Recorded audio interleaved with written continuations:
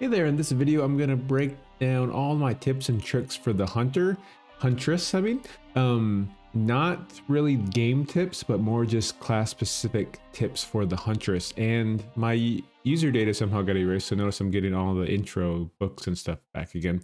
Every class has its strengths and weaknesses. The Huntress, of course, is her range, and also the ability to not smash the grass. So later on, if you decide to ward in some class, you can actually see through the grass, which further allows you to take advantage of her range.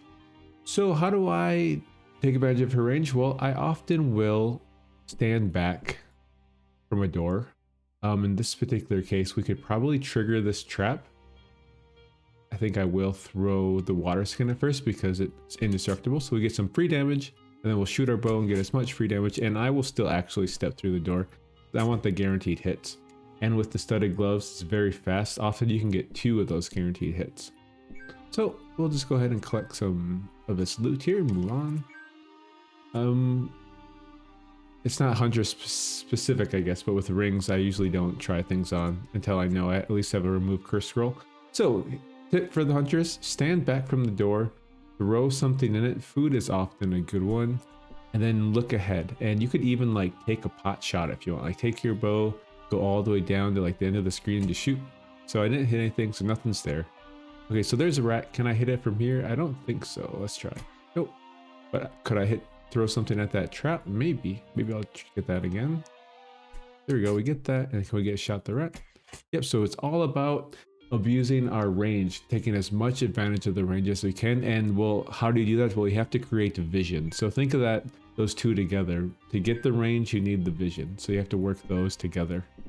The main way for me to do that is, once again, I like to use items too, things that aren't going to get destroyed, is open doors from a distance. And then if you can catch something sleeping, oopsies, did not click throw. Here we go. So that can get a bit tiring, and you may find yourself not wanting to do that for every door anymore, and I totally agree with you. After a while, I will step through the door and just peek, and if I see something, like there, that popped up. I should have noticed it earlier. Now, I think we could probably take the rat out before it gets to us. Yep, we sure did. There's a snake. Good thing it's sleeping, so we get the free hit on it. Make sure to examine the chest, make sure it's not a mimic. So I'll just step through this door here because, like I said, you may get tired of always shooting your bow. I step on all the grass trying to collect the seeds and the dewdrops early on. Okay, here is a great room for the Huntress. The biggest rooms, the better. So since the rat is asleep, we have a chance every turn while it is in vision, while we are in its vision, that it will wake up. So I'm going to try to take advantage. So I got 1 step away, at least I was able to create 1 more space, which gives us a whole extra turn of shooting. Looks like we needed 4 turns there. And yeah, you can always just like take a shot in the dark, see if you hit anything. You'll get you'll see a little exclamation point if you do. This is not so important here in the first floor, but when you get into the crabs on the 3rd floor, oh, there's a snake. So with the snake, we can actually probably break line of sight by going through this grass here. And now I bet we can get a free shot without a dodge. And yeah, see the exclamation point? And then this grass breaking, we know it's standing right there. So next turn, we know it's going to get right next to us. But our favorite sound ever, we hear something die in the distance. We love to hear that, and we defeated it. So that's my intro tips for the Huntress. I'm going to pause here, and if something else comes up that I think you really need to know, I'll go ahead and jump in and let you know. Oh yeah, actually here is a thing I didn't even need to pause. We see the rat here. We will probably lose sight of it when we move. So I like to actually, I'll make a little thing in my head. I'll go, okay, so it's like 4 diagonal down from here. I'll count 1, 2, 3, 4, 6, 7, 8, 9. It's 10 down from here. So if I'm backing up, okay, now I know it's right here. 1, 2, 3, 4, 5, 6, 7, 8, 9. It's right in there. So I try to get all the way out because now we know it's actually not going to wake up because we can't see it. Pretty sure that means it can't see us.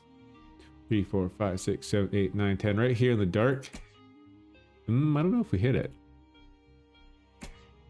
Oh, there. I heard the noise, right? I heard the noise. There, and you see the little exclamation point there shot up?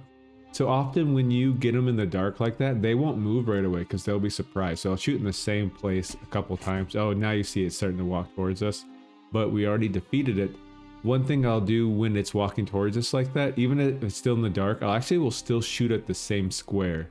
Because let's say this is dark, I'll shoot here, and often I can intercept it. Like if I shoot here again, let's see if I miss. Yeah, okay, I missed that time. One thing I do love about the Huntress is being able to click that bow really fast and get a lot of shots off. Going into skills, tier 1 for the Huntress, I don't have them all unlocked because my user data got deleted somehow. Okay, so I almost often go follow-up strike first. This is something that's going to give you an immediate damage boost. You know, notice this with melee, so you can't always take things down from range. Often you do have to get to the door, especially with the crabs that move really fast. So I usually go follow-up strike, and then this is often good on normal runs, maybe on challenges, not so much. This one's pretty good, and that's okay. Like I consider these like one hit wonders. 1 point will do you, and then 2 in this is pretty good. Being able to identify that equipment that much faster, especially if it's something you want to wear and you can get to that power spike. I mean, this is definitely way too cautious, like shooting into the dark like that, especially when you have that much vision. You'll be able to get a jump anyways. So one thing you could consider doing is like hugging the wall and coming down around the corners like that. So if anything is right here, you'll have a little more space. Of course, you know, we're on floor 1, really the easiest floor. And this is a little nature area. That's great. Have some bland fruit there. Oops.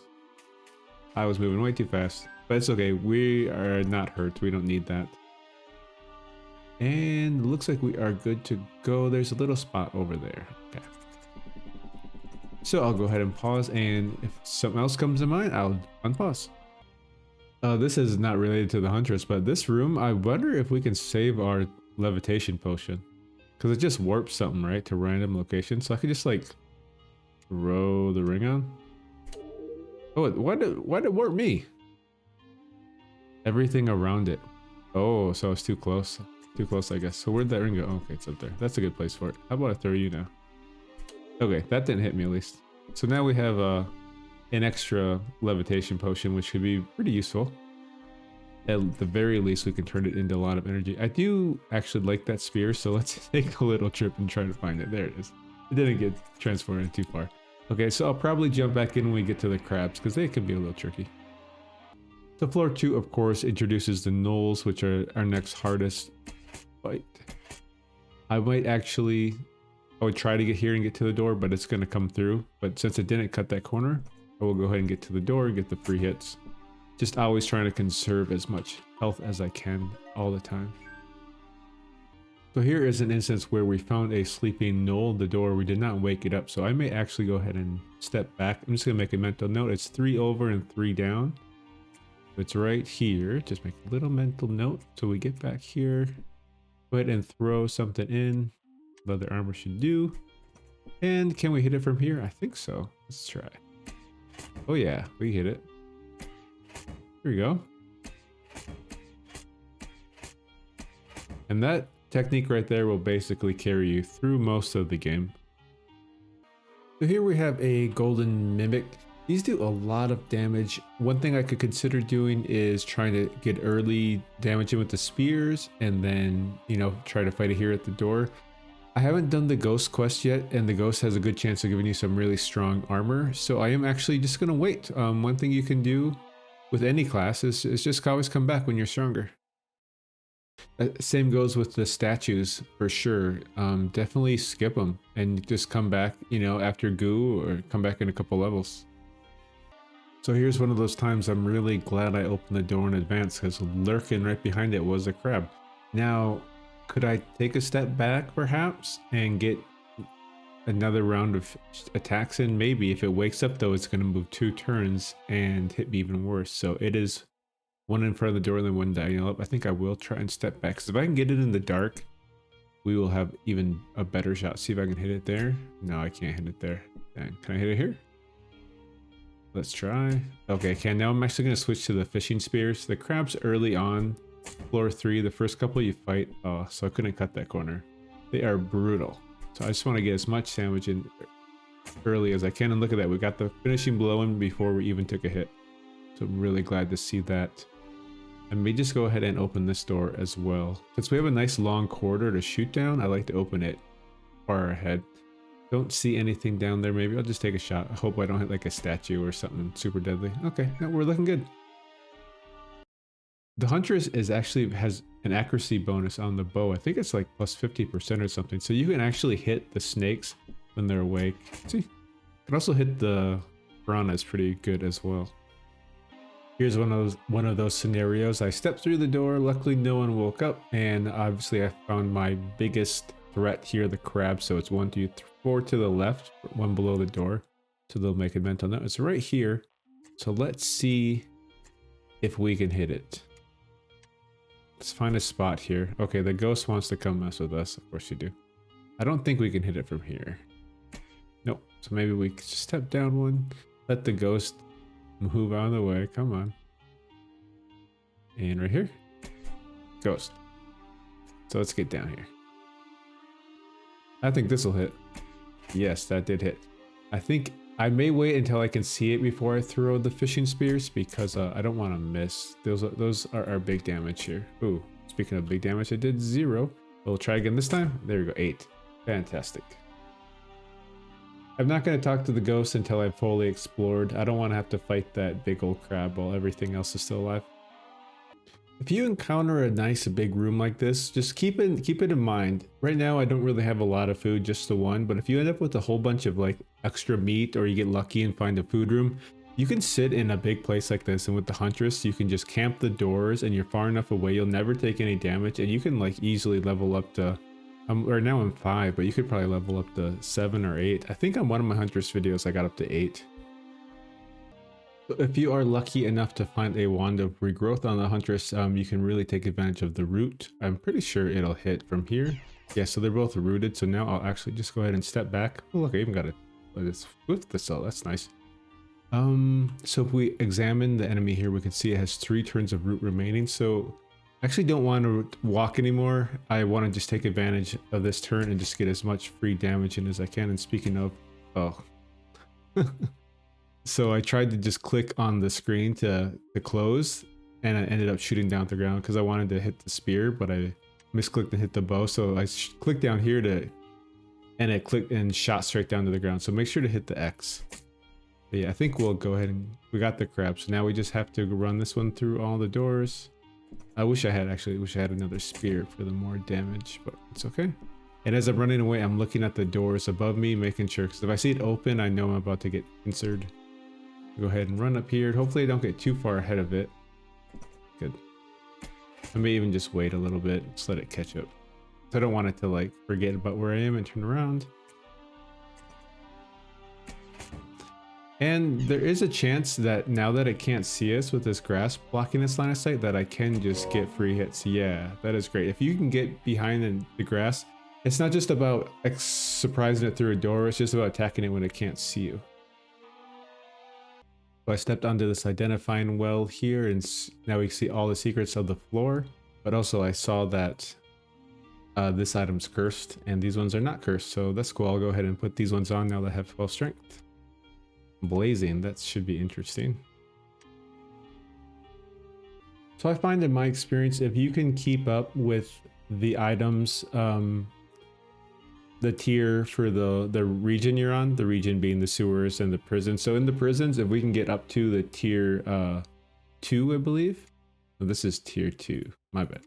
The tier 3, so the ones that take 14 strength, mail armor, and any of the 14 strength weapons, you don't need to have them upgraded per se. Like just being able to keep pace and keep the next tier up, it can help you survive, and you can make it until you can get those tier 5 weapons. Because like right now we're not using our upgrade scrolls, for example. So I'm just like, I'm pretty sure I can get by with this leather, and then hopefully if I can get a little mail, I can survive until I find some plate or, you know, a weapon I really want to just dump all my scrolls in. But a big tip for any class, Huntress included, if you're starting to take a lot of damage, just go ahead and put a scroll into your armor. Even better, if you're at 12 strength and you have a mail, go ahead and make it +1 and get it to 13. I find that one upgrade scroll getting you from like in the prison, you'll get your first potion of strength, right? And you'll go from 12 to 13 strength. So that is a major like break point, you could say, where if you can put on a +1 mail right when you hit 13 strength, you're gonna find the prisons a lot easier. I find a lot of the questions here are converting our through the caves into endgame. A lot of people die in the prisons and the caves, and if you're doing challenges, the sewers too. And so I'm gonna stop this run here, or pretty soon, most likely, and then the next part we'll just talk about converting our strength here into endgame. So surviving the prisons, surviving the sewer or the caves until we get like that, identifying that item that's going to be our end game item that's going to carry us through, and just dumping all of our upgrades into that, and that just makes us like instantly overpowered and sometimes invincible. But while we're doing that, there are certain indicators that are going to tell us, hey, we're not strong enough, we're not going to make it to that point. And what that usually is to me is when a ranged minion is beating the crap out of me in melee. So in the prisons, we're going to run into the DM100. Those are those little robots that shoot lightning at you. So if that's hitting me way too hard, then we might think about upgrading our armor. So keep that in mind as we go into next video. So I think I'll just finish this one off here by fighting Goo and moving on to the prison. So stay tuned. As we can see, the blazing short sword has already put it in work, burning all the grass. So our equipment identified, and we are in definitely luck here. It's a +2 leather. That's sick. That's gonna just carry us for sure. So we probably don't have to worry about armor. We can just like start looking for a huge weapon, and also a +1 ring of accuracy. Wow. Hey, nice. So for the Goo fight here, I have not yet found a good spot to fight. Wait, actually. This one? Oh yeah. Okay, this will work. I think. I haven't been able to get the perfect score and wash caustic ooze off at the same time. So I'm gonna wait because Goo tends to like forget where you are. So I made sure I'm full health. So hopefully I can just go ahead and absorb the damage. You know, another thing I could have considered was rooting Goo over and over and over again and just like shoot it a bunch of times, but this should work. So we'll just go ring around the Rosie here, and that'll break the charge up. Ooh, Goo's burning. That's good. You can keep on burning. Don't light the door on fire. That'd be nice. Uh-oh. Oh, look at that. It burned before I had to step onto it. That's lucky. I thought for sure I was gonna get lit on fire there. Okay, so there's the ooze. The thing is, like, you lose points for like the perfect score if Goo steps into the water and heals. So Goo will follow me into it, right? So I'm just going to hopefully win before the caustic ooze kills me. And that should be there now. Okay, now we can go ahead and step in and wash it off. All right, fantastic. I didn't see the achievement pop up. Interesting. Oh, that's because I'm doing this is a custom seed, I guess. It's so weird.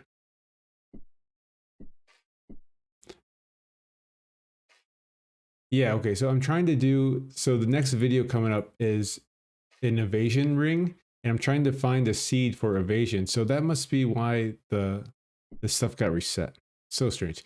Anyways, that's all random nonsense. I hope you found out some good tips for the Huntress. You know, there really isn't a whole lot except, you know, use your range and create vision where you have it and your enemies don't have it. And the main way to do that is just opening doors. When you have a few more range weapons at your disposal, you don't always have to throw your items because that can be kind of clunky, like picking it up out of here and click and throw.